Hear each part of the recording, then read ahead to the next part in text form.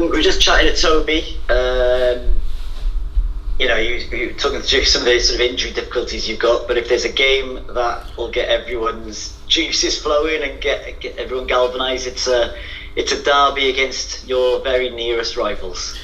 Yeah, I'd be lying to say if it wasn't the fixture, we look forward to the most of the season. So yeah, it's obviously exciting. All the boys, of course, are buzzing around the place. So we just really looking forward for Sunday to come. Is it genuinely when the fixtures come out, that's the one you kind of quickly scan for? Yeah, I think so. Cool. I think with any Welsh derby, of course, there's that little bit of extra spice to it. It's obviously bragging rights and probably personal battles with the opposite number that you want to try and get through as well. So put it all together is a recipe for hopefully a cracking game on Sunday. Yeah, what do you make of the Scarlets front row and who you'll be facing? You looking forward to that one? Yeah, definitely. I think they traditionally always do have a solid tight five, and I feel that's no different this time around. I know they've had tough fixtures, certainly going to South Africa at the beginning, and that's tough for everyone. Understandable that. So they're going to be raring to go, and we're excited for the challenge. Yeah. What about you, Nicky? How's this season gone? I mean, you obviously come back from the World Cup. How do you feel things are going for you? Yeah, it's obviously nice to be back with Ospreys. With the World Cup, it was a great experience. I think we know it was definitely disappointed to get knocked out to the quarters. We thought it was too early for us. For me personally, it was obviously a bit gutted didn't have the game time that I was striving for, but that's all a learning curve. And with Ospreys now, it's just sort of getting back on the horse really, and try to get a run of games together and sort of improve my form. Yeah, I mean, it was a little bit surprising, I thought, at the World Cup that you didn't get more time, certainly more than the one start. Did you get feedback on perhaps what they were looking for? To be fair, it's I think one thing that's good with Wales is just all positions are competitive, and that's no different from Luke said. I thought Gartom and Corey Dawn both had solid World Cups, so it was always going to be a challenge to sort of get into that. So yeah, and obviously I'd be lying to say I wasn't disappointed about it, but I also understand that the competition that is there, and I think that's through the whole squad. I think maybe certainly that's the best thing I can see from Wales, just the strength and depth we have in covering all positions. So yeah, I'm obviously disappointed, and of course I'm raring to go, hopefully to get myself back into a playing position. Yeah, set your sights now on. I know you've got a busy time with the Ospreys, but with half an eye on the Six Nations.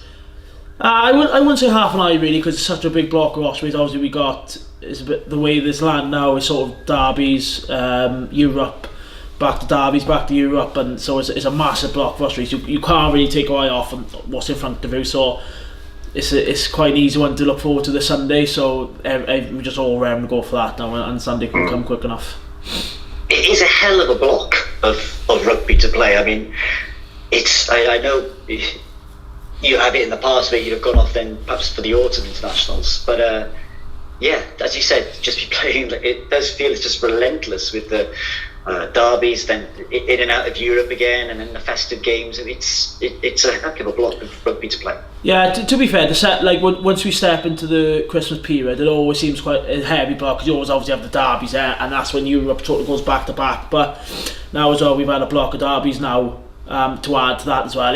As players, it's what we play for those derbies, for those big Europe nights. So we're not complaining as such as players. We're looking forward to get stuck into it. But yeah, it's certainly going to be, I think for the fans, it should be a good sort of 6-8 week block of games that they can look forward to.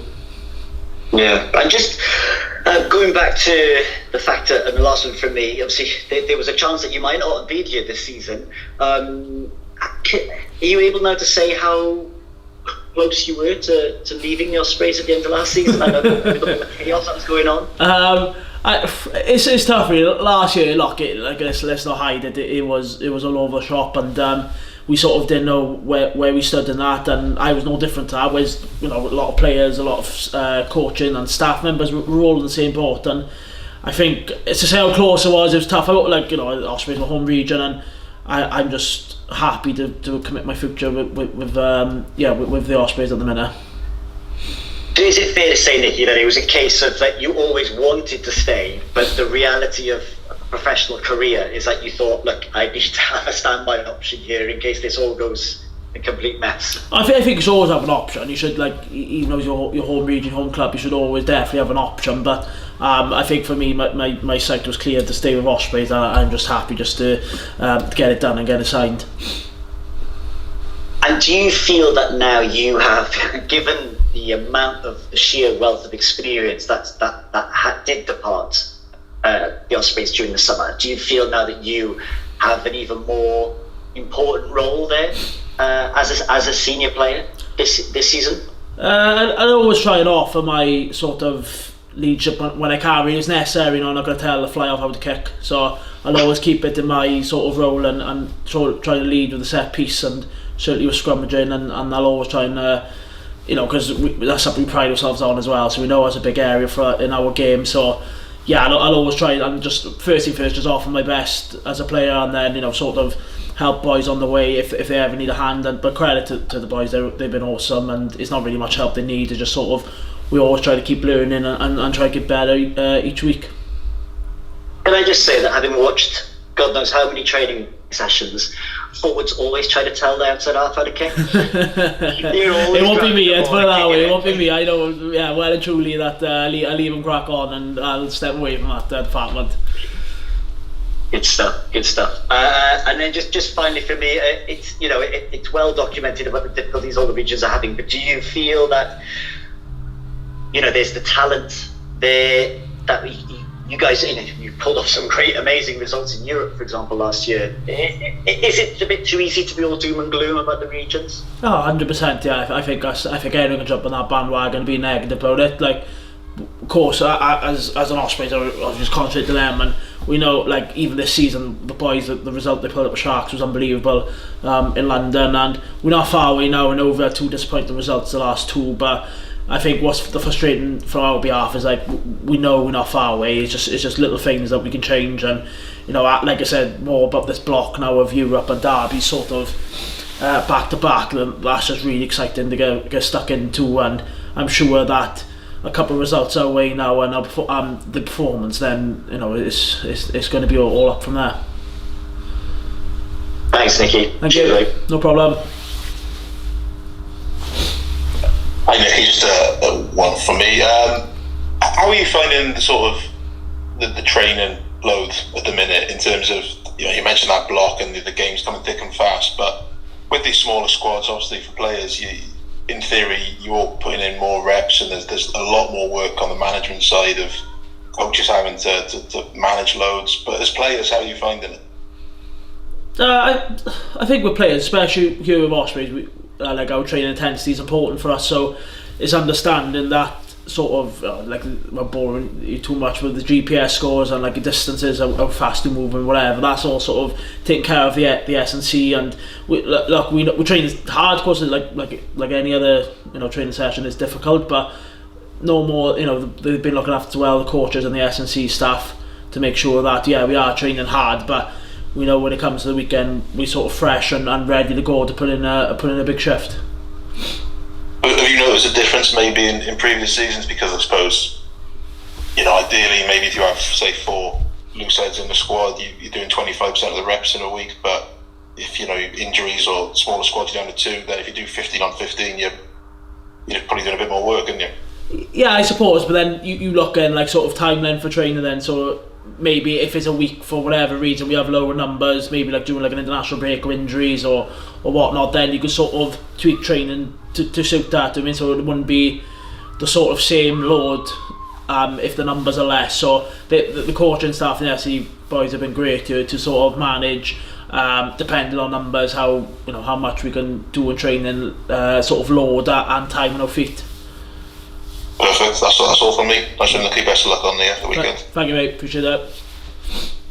Hi, Nicky. Simon here. I was looking through earlier, and your debut, as far as I can make out, February 2013, so early 2013. It was probably in the LV Cup or something like that. So you must have played in a good number of these Ospreys Scarlets games. Are there any particular ones that stand in your mind? I guess the ones you won would be the ones that... Yeah, that'd be a good start, yeah.